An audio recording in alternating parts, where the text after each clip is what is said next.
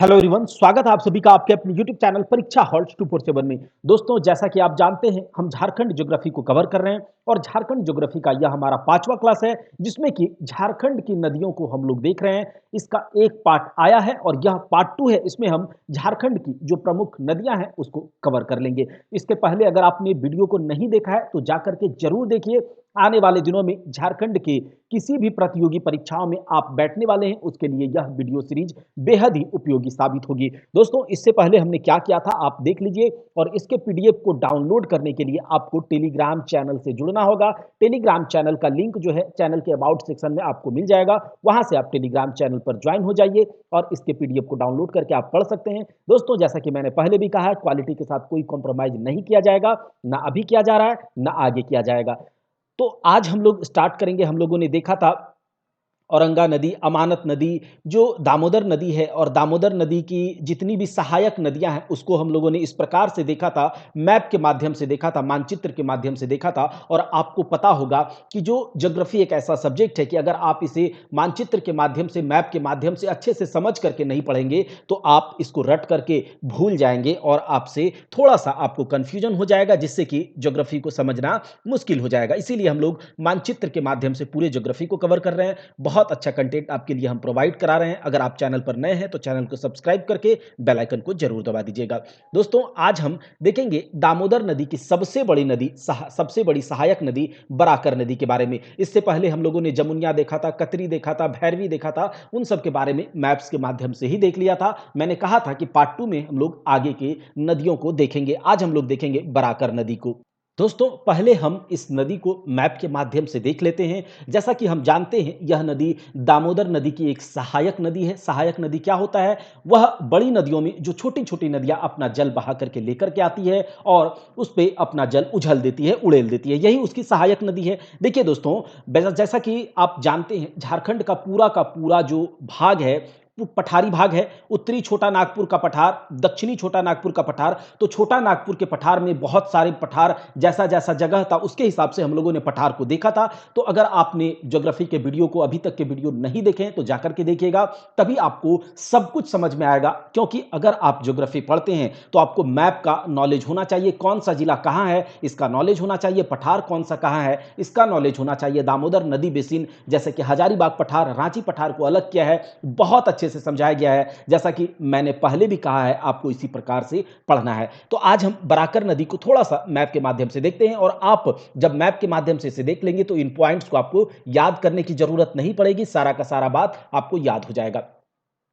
तो जो बराकर नदी है वह कहां से निकलती है, आप दोस्तों, जैसा कि आप जानते हैं कि जो झारखंड की मैक्सिमम नदियां हैं, या फिर यूं बोले कि सारी की सारी नदियां क्या है, बरसाती नदियां हैं। बस जो दो नदियां हैं, जैसे कि सोन नदी और गंगा नदी, जो कि झारखंड को बस छू करके, टच करके भाग जाती हैं, तो वह नदियां ही क्या है, बरसाती नदियां नहीं है। सालों भर उसमें पानी रहता है। लेकिन झारखंड की मैक्सिमम नदियां क्या है, बरसाती नदियां हैं, कि बरसात जब होगा, वर्षा जब होगा तो इसमें पानी का उफान बहुत ज्यादा हो जाता है, बहुत ज्यादा पानी आ जाता है, बाढ़ आ जाता है। लेकिन जैसे ही इसमें गर्मी का दिन हुआ या फिर सूखा पड़ा तो पूरा का पूरा पानी सूख जाता है और नदी जो है सूख करके आपको लगेगा जैसे कि यहां पर कोई नदी था ही नहीं। तो उसी प्रकार का नदी बराकर नदी भी है। दोस्तों, आप यहां पर देख रहे होंगे झारखंड के मैप को, और झारखंड के मैप में आपको पता होना चाहिए कि ये वाला पार्ट कौन सा है, ये वाला पार्ट कौन सा है, और कौन कौन से पार्ट से, कौन कौन से जिलों से होकर के ये नदियां गुजर रही है। यह जो ये नदी है बराकर नदी, जैसा कि आप देख रहे हैं मैप पर, ये नदी बराकर नदी है और ये हजारीबाग वाला इलाका है। ठीक है।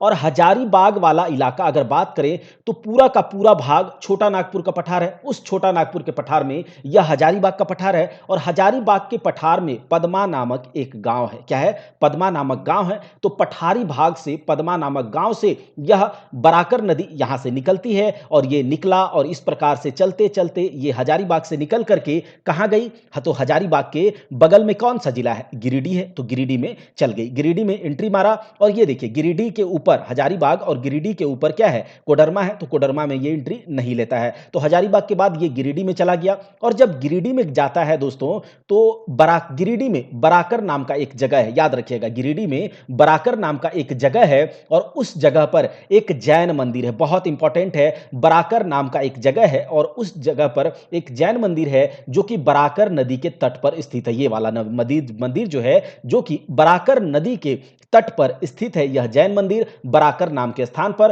और यह गिरिडीह में है। कहां पर? गिरिडीह में। जैसे ही यह गिरिडीह से बाहर आता है, गिरिडीह से निकलता है, तो किस किस जिले में प्रवेश कर गया? यह जिला आपको पता होना चाहिए कि धनबाद वाला जिला है, और बराकर नदी धनबाद वाले जिले में प्रवेश कर जाती है। और धनबाद में बहते हुए ये कहां चली जाती है?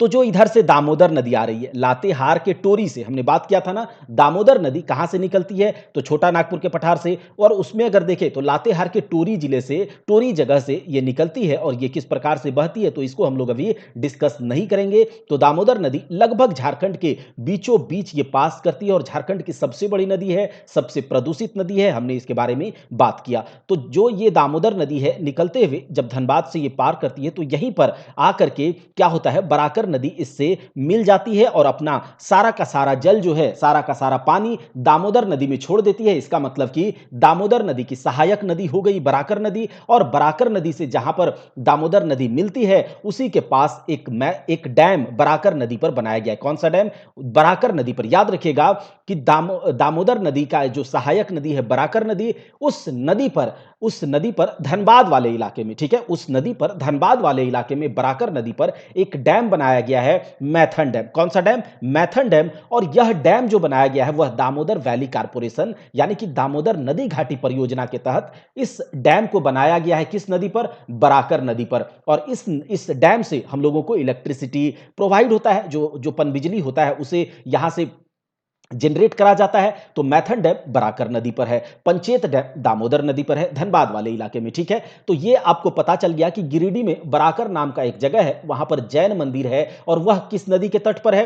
तो बराकर नदी के तट पर है। आगे जब आइएगा आप, तो एक मंदिर बहुत इंपॉर्टेंट है कि बराकर नदी के तट पर एक और मंदिर यहां पर आपको देखने को मिलेगा, कल्याणेश्वरी मंदिर। कौन सा? कल्याणेश्वरी मंदिर। और यह एकदम बिल्कुल बॉर्डर पर, धनबाद और बंगाल, यानी फिर ये बोले कि झारखंड और बंगाल के बॉर्डर पर एक मंदिर बराकर नदी के तट पर हमको देखने को मिलेगा, और यह मंदिर है कल्याणेश्वरी मंदिर। कल्याणेश्वरी मंदिर। तो आपको पता हो गया कि बराकर नदी कहां से चली, तो पद्मा। देख लेते हैं, यह पॉइंट आपको याद हो जाएगा। बराकर नदी कहां से? तो हजारीबाग के पठार से, पद्मा जिले से। और यह कहां जाकर के मिलती है, अपने नदी के पानी को छोड़ती है? दामोदर नदी में। अच्छा, ये वहां से चल करके, पद्मा से चल करके जो दामोदर में मिलती है, तो कुल जो ये रास्ता तय करती है कितना? 225 किलोमीटर का। कितना? 225 किलोमीटर का। और ये कहां से चली? हजारीबाग से चली, गिरिडीह में एंट्री लिया, और फिर धनबाद में। तो ये 3 जिलों से होकर के बहती है। तो इसका अपवाह क्षेत्र कितना है? अपवाह क्षेत्र है हजारीबाग, गिरिडीह, धनबाद। इंग्लिश मीडियम वाले जो स्टूडेंट है वह इन बात को जरूर ध्यान में रखे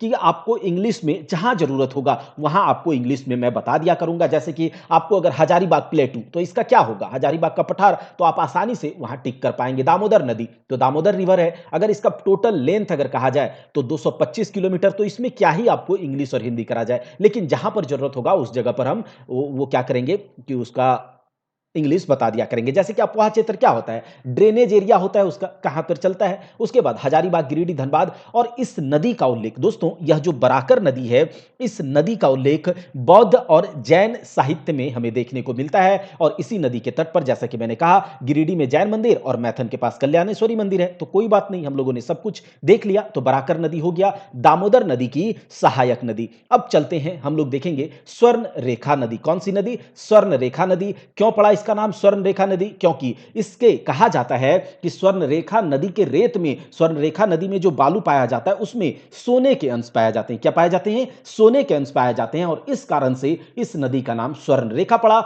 इसके पहले भी हम लोगों ने देखा था सोन नदी।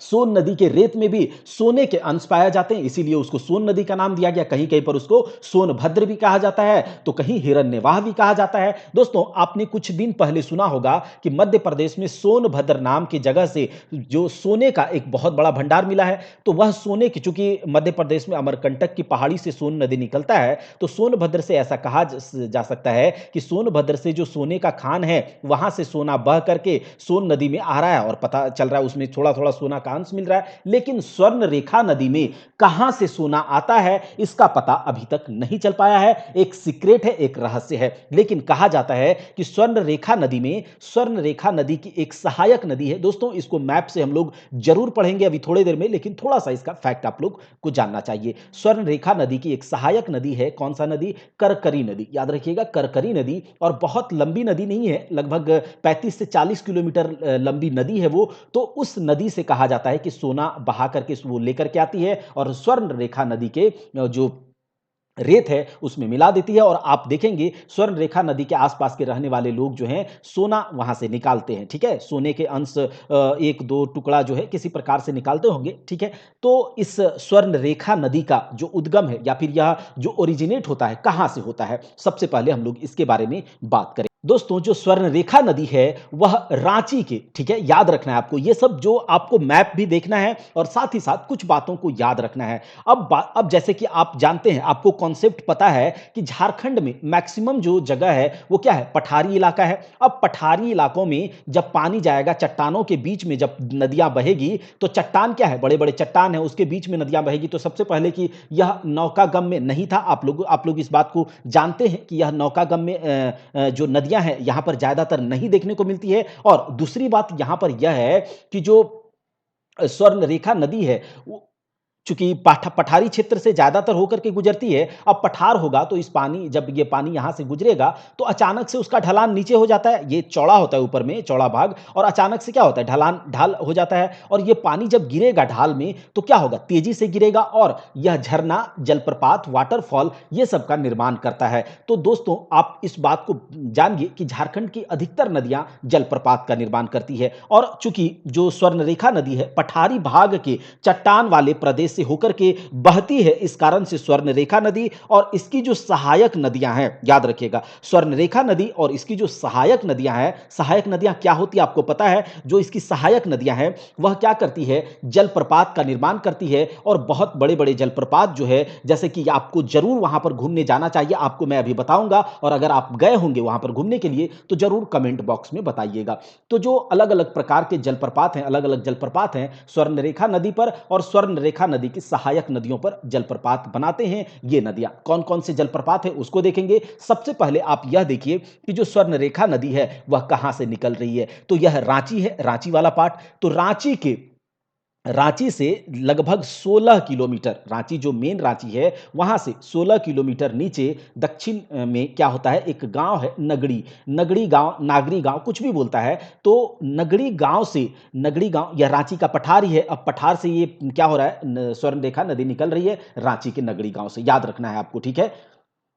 अब ये जो नदी है स्वर्ण रेखा नदी, रांची के नगड़ी गांव से निकल करके ये क्या होती है? पश्चिमी सिंहभूम की ओर चली जाती है। क्या होती है? पश्चिमी सिंहभूम की ओर चली जाती है। जैसा कि आप जानते हैं कि यहां पर मैक्सिमम पठार है। तो रांची के पठार से जब यह नदी, रांची के पठार से जब यह नदी पठार को छोड़ करके, ठीक है, यहां पर देखिए कि ये रांची के पठार से निकली, मतलब नगड़ी गांव से निकली, और उसके बाद रांची के पठार से जब इस पठार को यह छोड़ती है, मतलब पठार से जब यह गिरती है, तो क्या करती है? यह नदी एक जलप्रपात का निर्माण करती है, ठीक है। आपको याद रखना है कि यह नदी एक जलप्रपात का निर्माण करती है, एक वाटरफॉल का निर्माण करती है। आपको याद रखना है कि रांची से, यहां पर रांची से लगभग 28 किलोमीटर की दूरी पर, ठीक है, रांची से लगभग 28 किलोमीटर की दूरी पर रांची के पठार को, मुख्य पठार को जब छोड़ती है, मेन पठार को जब छोड़ती है, तो क्या होगा? जब पठार को छोड़ेगा तो गिरेगा यह पानी, क्या होगा? पानी गिरेगा, बहुत तेजी से गिरेगा, और जब तेजी से गिरेगा तो क्या होगा? वह एक जलप्रपात बनाएगा। तो जो जलप्रपात, यह स्वर्ण रेखा नदी रांची को, जैसे ही रांची पठार को छोड़ती है तो जो सबसे पहले जलप्रपात बनाती है रांची से 28 किलोमीटर दूर पर, स्वर्ण रेखा नदी पर एक जलप्रपात बनती है। कौन सा जलप्रपात? हुंडरू जलप्रपात। हुंडरू जलप्रपात, याद रखिएगा, हुंडरू जलप्रपात स्वर्ण रेखा नदी पर है। हुंडरू वाटरफॉल स्वर्ण रेखा नदी पर है और यह रांची से लगभग 28 किलोमीटर की दूरी पर स्थित है। अब यह जो स्वर्ण रेखा नदी है आगे बढ़ती है, और जब आगे बढ़ते बढ़ते क्या होता है? ये सिंहभूम, जमशेदपुर वगैरह होते हुए, आप जानते होंगे कि स्वर्ण रेखा नदी के तट पर एक शहर, आपको जाना माना शहर जमशेदपुर शहर क्या है, स्थित है स्वर्ण रेखा नदी के तट पर ही। अब ये क्या होता है, जमशेदपुर से होते हुए पश्चिमी सिंहभूम होते हुए ये यहाँ से झारखंड से निकल करके उड़ीसा में प्रवेश कर जाती है। क्या होता है, झारखंड से निकल करके उड़ीसा में यह प्रवेश कर जाती है। लेकिन उड़ीसा में प्रवेश करने से पहले यह झारखंड में इससे जो कुछ इसकी जो मुख्य सहायक नदियां हैं, हमको उसे इसीलिए याद रखना है क्योंकि उस पर वाटरफॉल बनते हैं, उस पर जलप्रपात बनते हैं। दोस्तों, जो स्वर्ण रेखा नदी की एक सहायक नदी है जिसका नाम है राढ़ू नदी, याद रखिएगा, स्वर्ण रेखा नदी की एक सहायक नदी है जिसका नाम है राढ़ू नदी, जो कि रांची में ही पड़ती है। और यह रांची का एक जगह है होरहाप, याद रखिएगा, रांची का एक जगह है होरहाप, ठीक है, रांची का एक जगह है होरहाप। यहां से राढ़ू नदी निकलती है और स्वर्ण रेखा नदी में जाकर के मिल जाती है, स्वर्ण रेखा नदी में जाकर के अपना जल गिरा देती है। चूंकि पठारी भाग से होकर के जाती है तो होरहाप, मतलब कि यह होरहाप से जब निकलती है तो रांची स्वर्ण रेखा नदी में मिलने से पहले राढ़ू नदी पर, याद रखिएगा, राढ़ू नदी पर एक जलप्रपात बनता है, राढ़ू नदी पर एक जलप्रपात बनता है जिसका नाम है जौना जलप्रपात। जौना जगह का भी नाम है। और जब यह जो राढ़ू नदी है, जो कि देखिए, स्वर्ण रेखा नदी की कुछ सहायक नदियों को आपको याद रखना है, जैसे कि कांची नदी है, खरकई नदी है, करकरी नदी है, राढ़ू नदी है। तो राढ़ू और कांची नदी को क्यों याद रखना है, अभी हम उस पर बात कर रहे हैं। तो राढ़ू नदी पर एक जलप्रपात बनता है जिसका नाम है जौन्हा जलप्रपात, याद रखिएगा, जौन्हा जलप्रपात राढ़ू नदी पर बनती है। और वह किसका सहायक नदी है, तो स्वर्ण रेखा की सहायक नदी है। और यह जो राढ़ू नदी है वह रांची के होरहाप से निकलती है, रांची के होरहाप से निकलती है और जाकर के यह स्वर्ण रेखा नदी में मिल जाती है। कहां पर जाकर के यह स्वर्ण रेखा नदी में मिल जाती है। स्वर्ण रेखा नदी में यह कहां पर मिलती है, तो स्वर्ण रेखा नदी में यह सिल्ली, रांची का एक सिल्ली जगह है, वहां पर तुरांग रेलवे स्टेशन है, उस रेलवे स्टेशन के पास जाकर के यह स्वर्ण रेखा नदी में राढ़ू नदी मिल जाती है। अगली नदी है कांची नदी, ठीक है, अगली नदी है कांची नदी। और कांची नदी जो है दोस्तों, और जो कांची नदी है, कांची नदी रांची के तमाड़ जिले, रांची में एक तमाड़ जगह पड़ता है, उस जगह से कांची नदी निकलती है। रांची का एक जगह है तमाड़, और तमाड़ से क्या होती है, यह नदी कांची नदी निकलती है। और कांची नदी पर एक जलप्रपात है जिसका नाम है दसम फॉल, दसम जलप्रपात। कांची नदी पर एक जलप्रपात है जिसका नाम है, जब देखिए दोस्तों, हम लोग जब जलप्रपात करेंगे तो वहां जलप्रपात की ऊंचाई कौन से जिलों में है उसको भी हम ट्रिक के माध्यम से आपको याद कराएंगे। लेकिन आप यह केवल समझिए कि जो स्वर्ण रेखा नदी है, पठारी भागों से होकर के जाने के कारण यह जब पठार छोड़ती है तो जलप्रपात बनाती है। पठार छोड़ेगा तो ढलान से वो गिरेगा, और ढलान से जब गिरेगा तो इसका स्लोप क्या होगा, स्टीप हो जाएगा। स्लोप स्टीप हो जाने के कारण यह क्या करेगा, एक वाटरफॉल का निर्माण कर देती है। और जो स्वर्ण रेखा नदी की जो सहायक नदियां, अभी हमने क्या देखा, राढ़ू नदी पर, बस आपको यह याद रखना है कि राढ़ू नदी पर जौना जलप्रपात बनता है, और जो कांची नदी है, जो कि स्वर्ण रेखा नदी की सहायक नदी है, उस पर दसम जलप्रपात बनता है। कांची नदी कहां से निकलता है, तो रांची के तमाड़ से। राढ़ू नदी कहां से निकलता है, तो रांची के होरहाप से राढ़ू नदी निकलती है, और वह स्वर्ण रेखा नदी में जाकर के मिल जाती है। और स्वर्ण रेखा नदी में मिलने से पहले यह एक जलप्रपात बनाती है, राढ़ू नदी, कौन सा, जौना जलप्रपात, और जो कांची नदी है वह दसम जलप्रपात। अब तो हम लोगों ने देख लिया ये स्वर्ण रेखा नदी के बारे में। स्वर्ण रेखा नदी आगे बढ़ती है, रांची से जमशेदपुर वाले इलाके में घुसती है, और जमशेदपुर से पश्चिमी सिंहभूम होते हुए यह क्या होती है, उड़ीसा में एंट्री मार लेती है। और जब यह उड़ीसा में एंट्री मारती है तब जाकर के यह क्या होता है कि किसी और नदी में, देखिए आपको मैं एक बात बता दूं कि स्वर्ण रेखा नदी किसी और नदी की सहायक नदी नहीं है। स्वर्ण रेखा नदी और किसी नदी की सहायक नदी नहीं है, और यह नदी डायरेक्ट स्वतंत्र रूप से अपने जल को बंगाल की खाड़ी में जाकर के गिरा देती है। याद रखिएगा, जो झारखंड का एकमात्र नदी जो स्वतंत्र रूप से अपनी नदी को, अपने जल को डायरेक्ट जाकर के कहां पर, तो बंगाल की खाड़ी, बे ऑफ बंगाल में अपने जल को, अपनी पानी को गिरा देता है और जहां पर यह बंगाल की खाड़ी में मिलती है उस जगह का नाम है बालेश्वर। याद रखिएगा, जहां पर यह बंगाल, यह जो स्वर्ण रेखा नदी है, जहां पर जाकर के बंगाल की खाड़ी में अपने जल को गिराती है, उस जगह का नाम है उड़ीसा में बालेश्वर। बालेश्वर याद रखिएगा। तो देखिए यहां पर हम लोगों ने देख लिया मैप के थ्रू। अब देखिए स्वर्ण रेखा नदी नगड़ी, जो रांची के छोटा नागपुर पठार पर एक जगह है नगड़ी, वहां से निकलती है, यह बंगाल की खाड़ी में जाकर के गिरती है और रांची के नगड़ी जगह से बंगाल की खाड़ी में गिरने के बीच जो यह दूरी तय करती है लगभग 470 किलोमीटर की। इसकी सहायक नदियों के बारे में याद रखना है। कांची इंपॉर्टेंट इसीलिए है क्योंकि इस पर दसम जलप्रपात बनता है। राढ़ू आपको याद रखना है क्योंकि इस पर जौना जलप्रपात बनता है। करकरी के बारे में हमने बताया था कि कहा जाता है कि सोना का अंश जो है करकरी नदी ही बहा कर लाती है। और आपको एक और नदी खरकाई, ये इंपॉर्टेंट इसकी सहायक नदियां हैं। अगर इसके अपवाह क्षेत्र यानी कि ड्रेनेज एरिया के बारे में बात करें तो रांची, जमशेदपुर और सिंहभूम क्षेत्र मैंने मैप पर भी आपको दिखाया। आपको मैप दिमाग में बस जाना चाहिए, बैठा होना चाहिए आपके दिमाग में। मैप जो है झारखंड का, और जब इंडियन ज्योग्राफी करवाएंगे तो इंडिया का मैप जो है आपके दिमाग में हम बैठा देंगे, लेकिन आपको हमारे साथ थोड़ा सा मैप पर काम करना होगा। अगर आपने पहला क्लास नहीं देखा है तो आप जाकर के देखिए, आपको पूरा का पूरा झारखंड का मैप याद हो जाएगा। अपवाह क्षेत्र कहां से? रांची से निकला, जमशेदपुर वाले इलाके से होते हुए कहां? सिंहभूम क्षेत्र। तो झारखंड में इतना ही, और आगे वो चला जाता है उड़ीसा वाले क्षेत्र में। तो हम वहां उड़ीसा में हम इसे नहीं देखेंगे किस किस जगह से होकर के जाती है, लेकिन बंगाल की खाड़ी में या मिलने से पहले जहां पर मिलता है उस जगह का नाम बालेश्वर है। यह नदी झारखंड से होकर उड़ीसा में प्रवेश कर जाती है, जहां पर बंगाल की खाड़ी में गिरती है। और बंगाल की खाड़ी में स्वतंत्र रूप से गिरने वाली झारखंड की एकमात्र नदी। रांची में हुंडरू जलप्रपात का निर्माण करती है, वहीं पर राढ़ू नदी जौना नामक स्थान पर जौना जलप्रपात का निर्माण करती है, और जौना जलप्रपात को हम गौतम धारा जलप्रपात भी कहते हैं। कांची नदी पर दसम जलप्रपात बनती है। राढ़ू नदी जो है वह तोरांग रेलवे स्टेशन के पास स्वर्ण रेखा नदी से मिलती है। अब हम लोग यहां पर स्वर्ण रेखा नदी को देख लिए, अब अगले नदी को देखते हैं।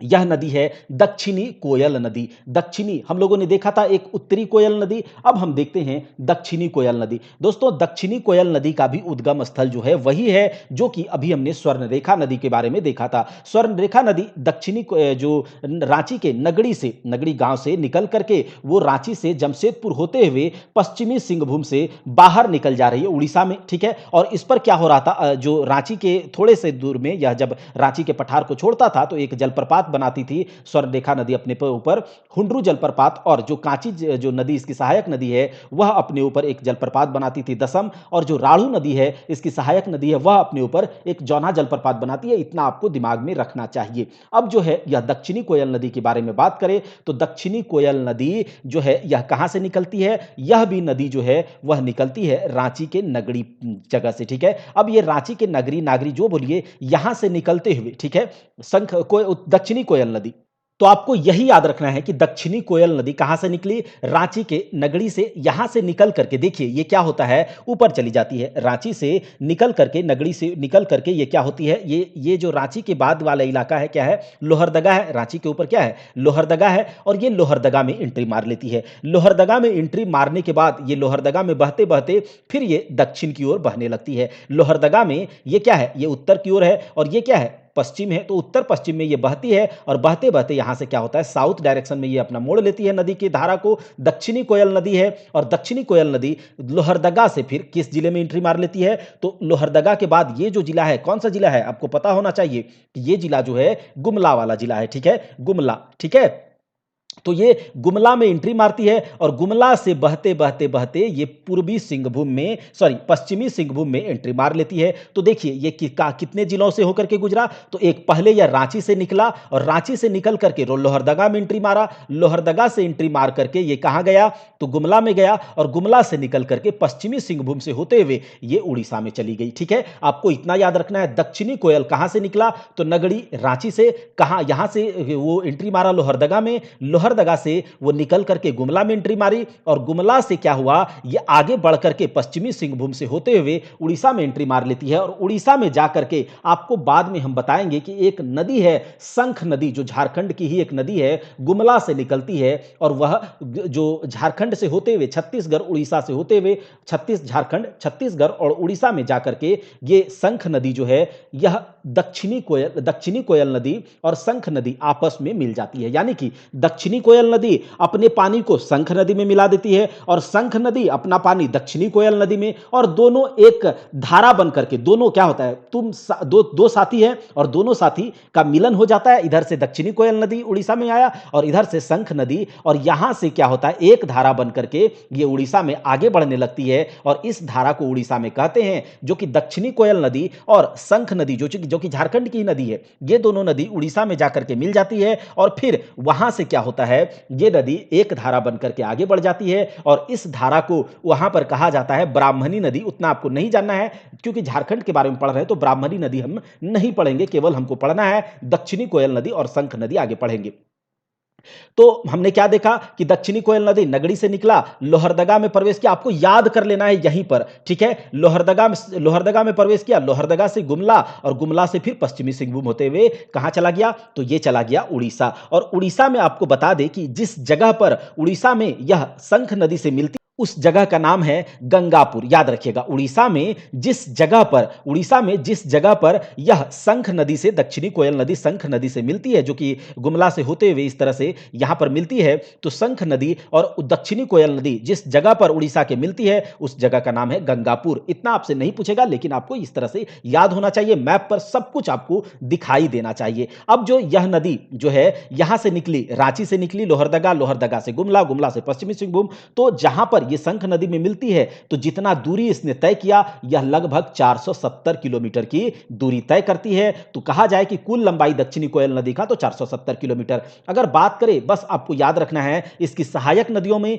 जो इंपॉर्टेंट नदी है दक्षिणी कोयल नदी की सबसे बड़ी सहायक नदी है कारो नदी। याद रखिएगा, बस इतना आपको याद रखना है, दक्षिणी कोयल नदी की सबसे बड़ी सहायक नदी कारो नदी। अगर इसके अपवाह क्षेत्र के बारे में, ड्रेनेज एरिया के बारे में बात करें तो क्या है, लोहरदगा है, गुमला है, पश्चिमी सिंहभूम और रांची तो है ही। तो हम लोगों ने क्या देखा, दक्षिणी कोयल नदी। अब हम लोग देखते हैं मयूराक्षी नदी, ठीक है। अब जो ये मयूराक्षी नदी है, आप इसको मैप पर बहुत ध्यान से देखिएगा, 2 बार 3 बार रिपीट करके आपको बताएंगे और आपको यही याद करवाएंगे। जो मयूराक्षी नदी है, यह मयूराक्षी नदी देवघर के त्रिकुट पर्वत, आप लोग जानते हैं ना, देवघर के त्रिकुट पर्वत, ये कौन सा पर्वत है, देवघर। और ये कौन सा इलाका कौन सा है, आपको ये मैप पर पता होना चाहिए, ये इलाका है देवघर वाला, ठीक है। तो देवघर वाले इलाके में त्रिकुट पर्वत से मयूराक्षी नदी निकलती है, यानी कि ये क्या है, नॉर्थ साइड, और ये क्या है, ईस्ट साइड। तो ये नॉर्थ ईस्ट में पड़ता है, देवघर के नॉर्थ ईस्ट यानी कि देवघर के उत्तर पूर्वी इलाके में त्रिकुट पर्वत है और वहां से मयूराक्षी नदी निकल करके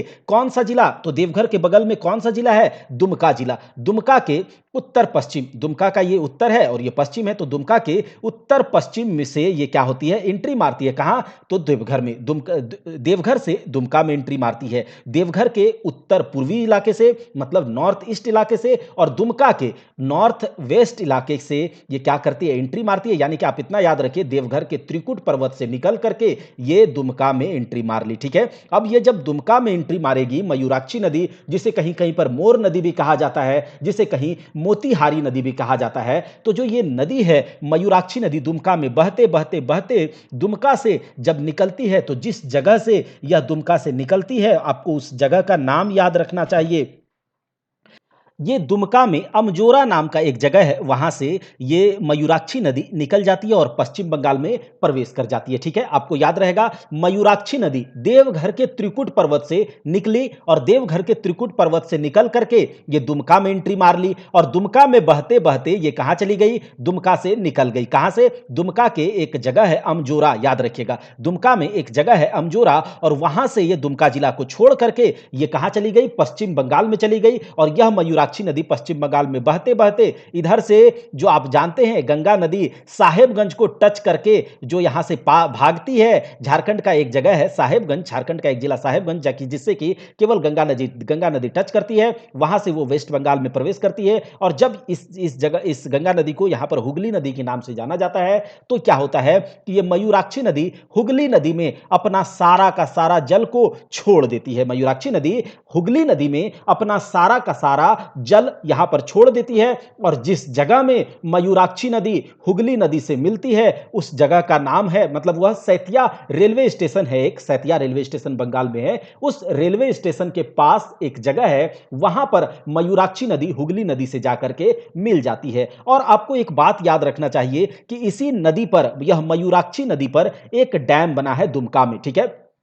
मयूराक्षी नदी पर एक डैम है दुमका में, जिस डैम का नाम है मसानजोर डैम, जिसे कनाडा डैम भी कहा जाता है, आपको यह भी याद रखना चाहिए। तो यह डैम कनाडा के सहयोग से बना है, ठीक है। यह डैम जो है मयूराक्षी नदी पर कनाडा के सहयोग से बना है, मसानजोर डैम दुमका में मयूराक्षी नदी पर। मयूराक्षी नदी त्रिकुट पहाड़ देवघर से निकला, कहां पर जाकर के अपना नदी को पानी को छोड़ा, हुगली पश्चिम बंगाल, यहां से मतलब त्रिकुट पर्वत से निकल करके जहां तक ये अपने पानी को गिराती है उस जगह तक ये 250 किलोमीटर तक की दूरी को तय करती है। आपको सहायक नदियों में याद रखिए या ना रखिए उतना इंपॉर्टेंट नहीं है। धोवाई है, टिपरा है, भामरी है, पुसरो है, दवना है। धोवाई, टिपरा, भामरी, पुसरो, दवना याद रख लीजिए। मयूराक्षी का धोवाई, टिपरा, भामरी, पुसरो, दवना अगर आप सुन भी लेंगे तो आप टिक कर देंगे, आपके दिमाग में आ जाएगा। मयूराक्षी नदी की सहायक नदी धोवाई, टिपरा, भामरी, पुसरो, दवना। इसका अपवाह क्षेत्र कहां है? तो यह दुमका से निकले,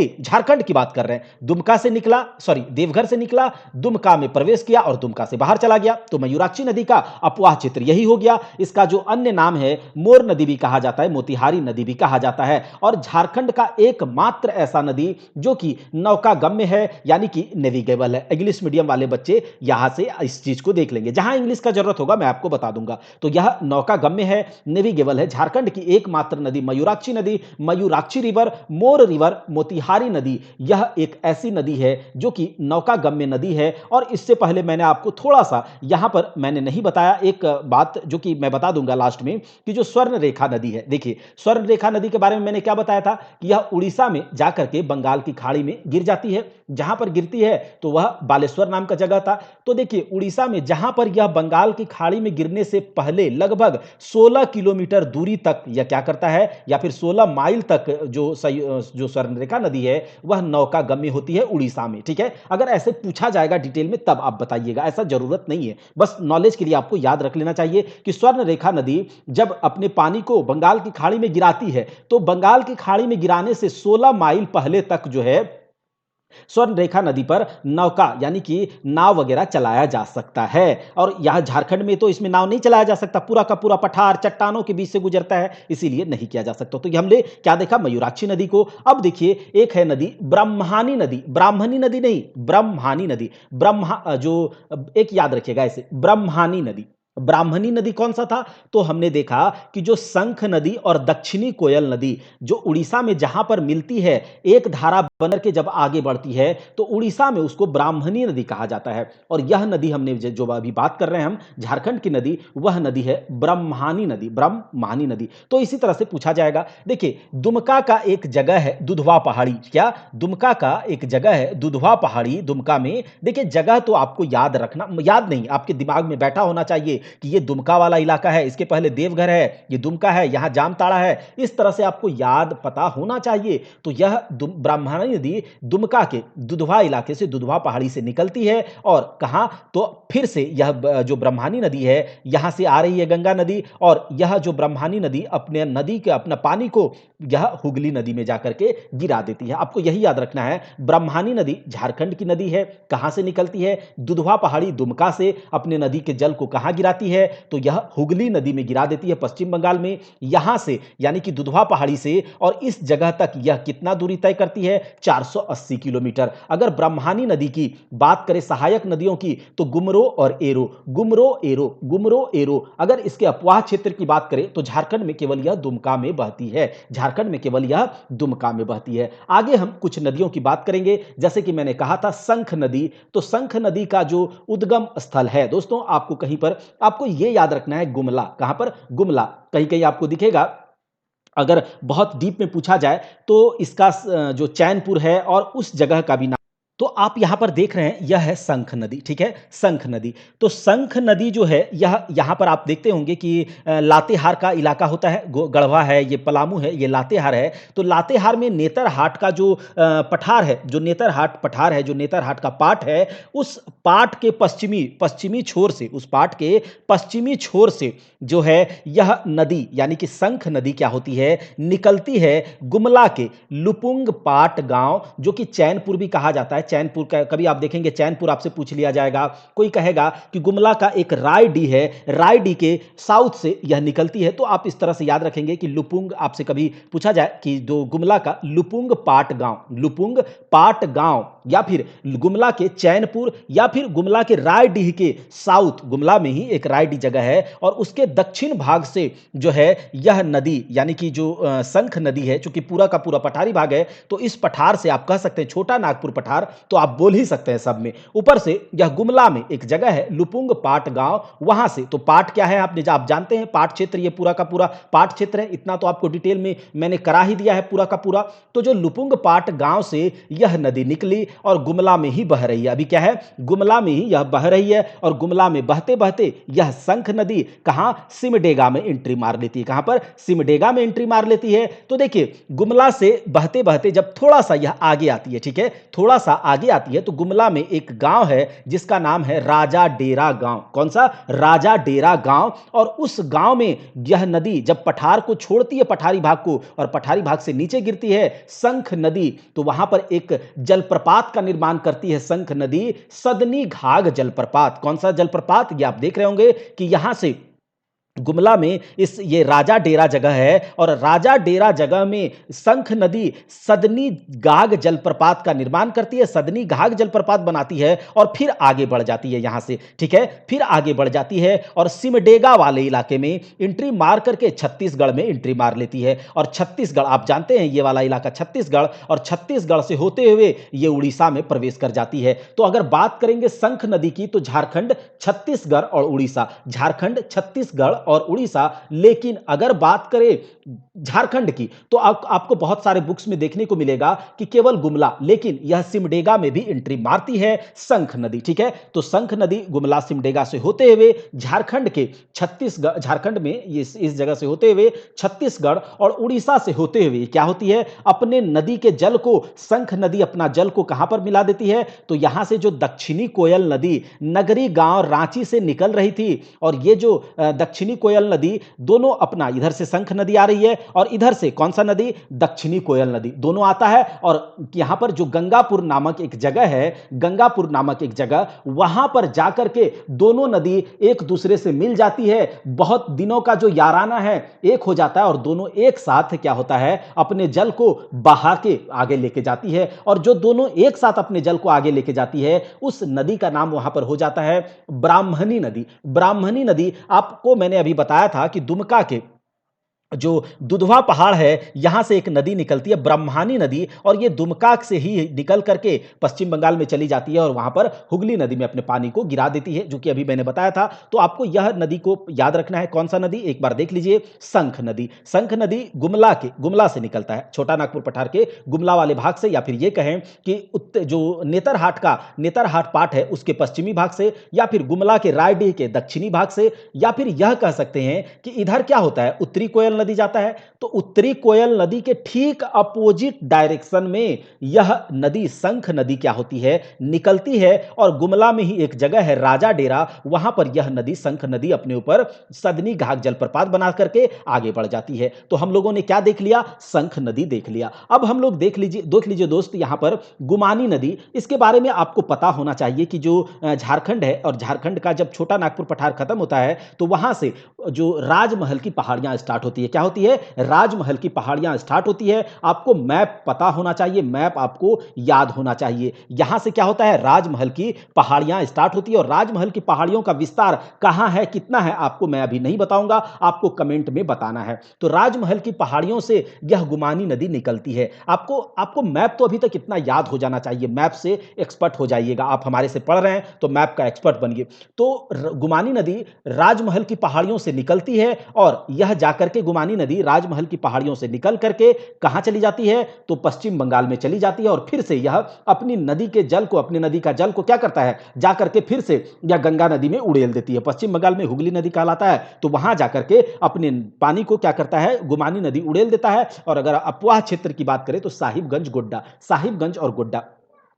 एक नदी है बांसलोई नदी, बांसलोई नदी, यह एक गोड्डा में एक पहाड़ पड़ता है, बांस पहाड़ी। यहां से गोड्डा कहां पर है, आपको मैप पर बताना होगा कि गोड्डा कहां पर है, ठीक है। आप मैप एक लीजिएगा और मैप में जरूर इन सब चीजों को कीजिएगा। तो यह गोड्डा वाला इलाका है, तो गोड्डा का एक बांस पहाड़ी से यह नदी निकलता है, गोड्डा के बांस पहाड़ी से यह नदी निकलता है। कौन सा नदी, बांसलोई नदी। और यह नदी गोड्डा के बांस पहाड़ी से निकल करके पश्चिम बंगाल में चली जाती है और अपने नदी के पानी को कहां, गंगा नदी में छोड़ देती है। तो यह आपको याद रख लेना है, इतना थोड़ा सा है, ठीक है। एक नदी है तजना नदी, कौन सा, तजना नदी। और यह तजना नदी कहां से निकलती है, तो बुंडू तमाड़, रांची का एक जगह है बुंडू तमाड़, उस इलाके से यह तजना नदी निकलती है। तो रांची वाला इलाका कौन सा है, अगर झारखंड का मैप इस तरह से देखा जाए कि झारखंड का जो मैप है, आपको इतना तो पता होना चाहिए झारखंड के बारे में, ठीक है। अगर इस तरह से मैप पर ध्यान नहीं दीजिए, यही है।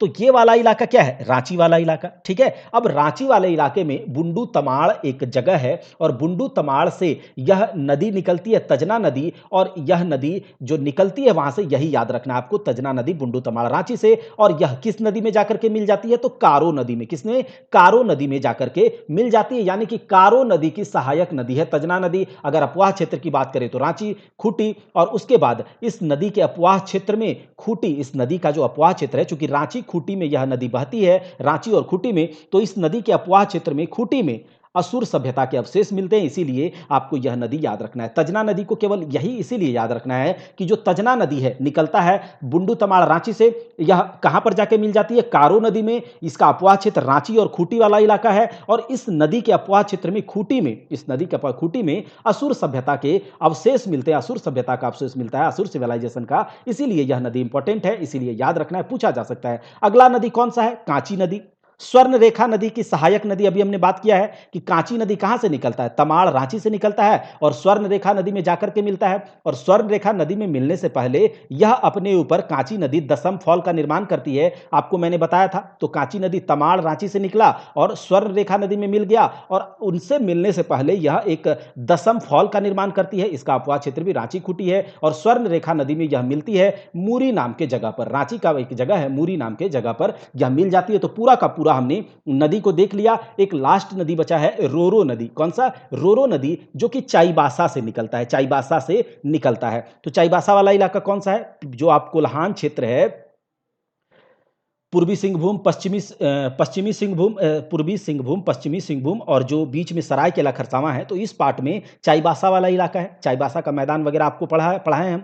तो चाईबासा वाला इलाका से यह रोरो नदी निकलता है और जाकर के कारो नदी में मिल जाती है। कहां पर, कारो नदी में मिल जाती है। तो इसका अगर बात करें, चाईबासा वाले इलाका में यह निकलता है, पश्चिमी सिंहभूम के चाईबासा वाले इलाका से यह निकलता है और जाकर के कारो नदी में यह अपने पानी को उझल देती है, कारो नदी में उझल देती है, रोरो नदी। उसके बाद अगर बात करें, यह बहुत बड़ी नदी नहीं है, यह चाईबासा के इलाके से निकल करके कारो नदी में मिलने तक के यह कितना दूरी तय करता है, मात्र 58 किलोमीटर, 58 किलोमीटर। और इसका अपवाह क्षेत्र की बात करें तो केवल और केवल पश्चिमी सिंहभूम में ही यह बहता है। और इसी नदी के तट पर चाईबासा शहर स्थित है, इसीलिए आपको याद रखना है कि रोरो नदी तट पर चाईबासा शहर स्थित है। स्वर्ण रेखा नदी के तट पर जमशेदपुर जो स्थित था, मैंने बताया। तो यह पूरा का पूरा नदी है। आप मैप को ध्यान में रखिएगा, पूरा मैप आपके दिमाग में होना चाहिए कि जो यह गढ़वा, पलामू, उसके नीचे लातेहार, लोहरदगा, गुमला, सिमडेगा, ठीक है। उसके बाद जो सिमडेगा के बाद पश्चिमी सिंहभूम, बीच में सरायकेला खरसावां, और इधर जो आपका पूर्वी सिंहभूम है, बीच में रांची है, और रांची के नीचे छोटा सा खूंटी है, खूंटी के ऊपर फिर इधर जो गुमला, गढ़वा, पलामू, लातेहार है, इधर क्या हो जाता है, चतरा हो जाता है, हजारीबाग, हजारीबाग के बाद क्या है, गिरिडीह है, ऊपर में कोडरमा है। उसके बाद ये जो धनबाद वाला इलाका वगैरह, और ये जो संथाल परगना में कौन कौन सा जिला पड़ता है, तो आपका संथाल परगना में साहेबगंज, गोड्डा, पाकुड़, देवघर, दुमका, जामताड़ा, सब कुछ आपको मैप पर एक एक जगह कहाँ पर है, किस जगह पर अवस्थित है, लोकेशन उसका कहाँ है, कौन से प्रमंडल में पड़ता है। अगर आपको यह नॉलेज नहीं है, अगर आपको यह रटा हुआ नहीं है, आपके दिमाग में नहीं बैठा हुआ है, तो ज्योग्राफी पढ़ना थोड़ा-सा मुश्किल हो जाएगा दोस्तों। तो आप क्लास को पूरा कीजिए और इसके पहले के भी क्लासेस को देखिए। हम आपको ज्योग्राफी जो है बहुत ईज़ी करके देंगे, मैप्स के माध्यम से देंगे। अगर आपको क्लास अच्छा लगा है, तो ज़रूर लाइक कीजिएगा। अपने दोस्तों में जो जेएसएससी, सीजीएल या फिर झारखंड के किसी भी एग्ज़ाम को देने वाले हैं, उसके बीच शेयर कीजिएगा, क्योंकि आपके सपोर्ट से ही हमें मोटिवेशन मिलती है, आपके लिए इतना मेहनत करने के लिए, इतना अच्छा कंटेंट आपको प्रोवाइड कराने के लिए। जय हिंद, जय भारत। मिलते हैं